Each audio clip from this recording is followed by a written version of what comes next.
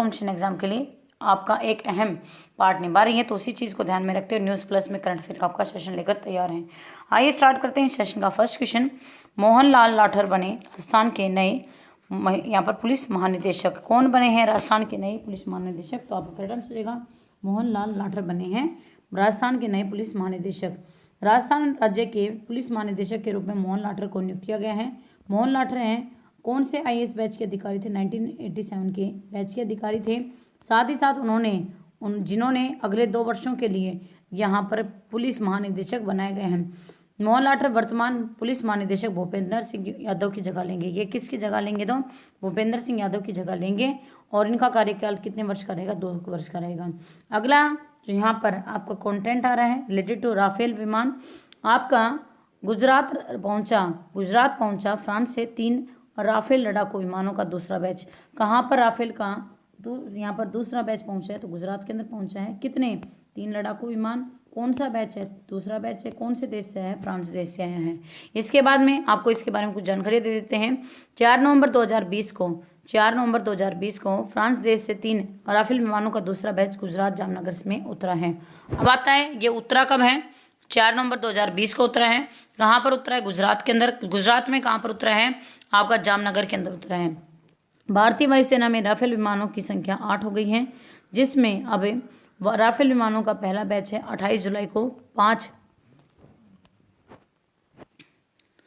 4 नवंबर 2020 को ये कहाँ से आया है? फ्रांस देश से आए हैं। और आपका कौन सा बैच है? दूसरा बैच है, जामनगर में उतरा है। भारतीय वायुसेना में राफेल विमान की संख्या अब कितनी हो गई है? 8 हो गई है, जिसमें राफेल विमान का पहला बैच कब आया था? आपका 8 जुलाई को। उसमें कितने विमान आए थे? आपके 5। और अब जो आया है इसके अंदर कितने आए हैं? 3 आए हैं। 10 सितंबर को हरियाणा के अंबाला एयरबेस में आधिकारिक रूप से उसे वायुसेना में शामिल किया गया था। अब वो जो आपका पहले वाला आया था उसको कि कौन से बेस पे उतारा गया था? जो अंबाला एयरबेस है। अंबाला एयरबेस कहाँ पर? हरियाणा के अंदर है। कब उतारा गया था? आपका 10 सितंबर को उतारा गया था। इसके बाद में यहाँ पर इससे वायुसेना में शामिल किया। कौन सी सेना में इसको शामिल किया गया? वायुसेना के अंदर शामिल किया है।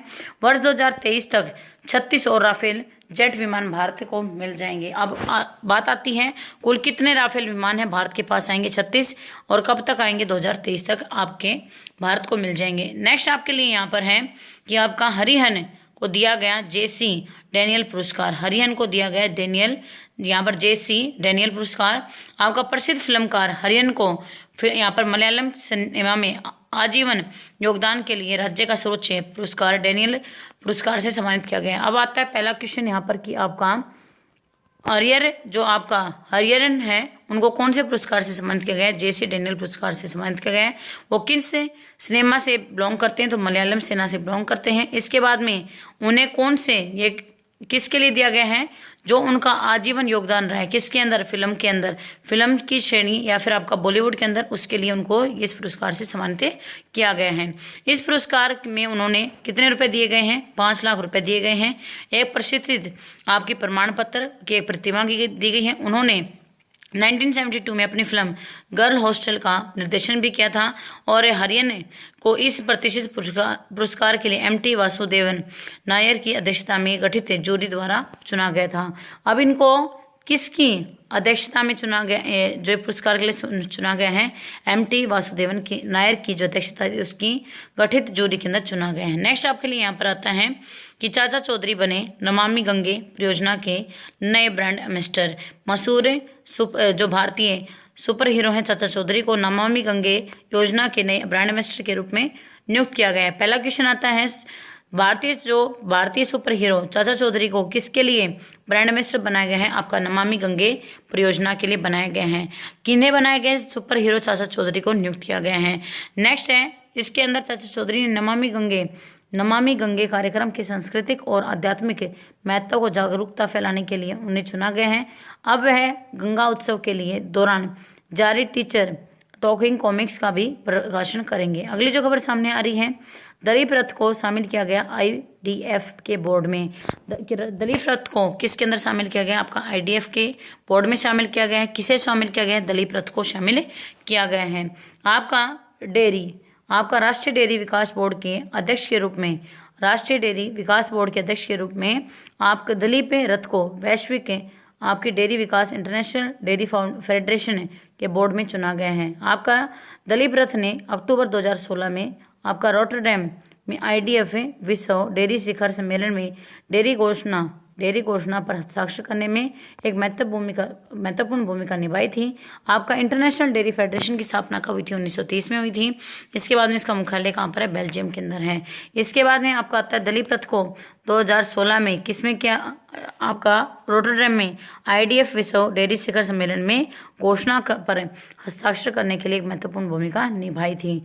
नेक्स्ट फ्रेंड्स, आपको बताना है यहाँ पर पेरिस ज्वालामुखी समझौते से अमेरिका ने खुद को किया अलग है। यहाँ पर 4 नवंबर 2020 को आधिकारिक तौर पर आपका संयुक्त राज्य अमेरिका ने पेरिस जलवायु समझौते से बाहर होने की औपचारिक घोषणा की है। इसके बाद में वर्ष 2015 की पहली बार अमेरिका ने आपका पेरिस समझौते पर हस्ताक्षर किए थे और अमेरिका जो पेरिस जलवायु समझौते से बाहर होने वाली एकमात्र देश भी हुआ है।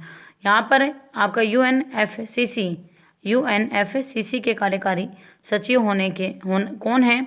यहाँ पर पैट्रिसिया एस्पिनोसा है। इसके बाद में UNFCCC का मुख्यालय कहाँ पर है? तो आपका जर्मनी के अंदर है। नेक्स्ट आपके लिए खबर सामने आ रही है कि आपका यहाँ पर जॉन पोम्पे मागुफुली बने तंजानिया देश के नए राष्ट्रपति। आपका पहला क्वेश्चन बनता है, तंजानिया देश के नए राष्ट्रपति कौन बने हैं? जॉन पोम्पे मागुफुली किस देश के राष्ट्रपति बने हैं? तंजानिया के। जॉन पोम्पे मागुफुली तंजानिया देश के किस पद पर नए अध्यक्ष या कौन सा नया पद है उसको ग्रहण किया है? तो राष्ट्रपति का पद ग्रहण किया है। तंजानिया देश के नए राष्ट्रपति के तौर पर दूसरी बार जॉन पोम्पे मागुफुली को नियुक्त किया गया है। 5 नवंबर 2020 को अगले 5 वर्षों के लिए उन्हें दूसरे कार्यकाल के लिए राष्ट्रपति पद की शपथ ग्रहण की है। जॉन पोम्पे मागुफुली आपके तंजानिया देश के 5वें राष्ट्रपति हैं। इस चुनाव के लिए उन्होंने कुल आपके 84% वोट हासिल किए हैं। अगली जो खबर सामने आ रही है, यहाँ पर सिस्का ग्रुप ने आपका राजकुमार राव को बनाया नया brand ambassador. Syska group company ने भारतीय अभिनेता राजकुमार राव को अपने नए ब्रांड एम्बेसडर के रूप में नियुक्त किया है।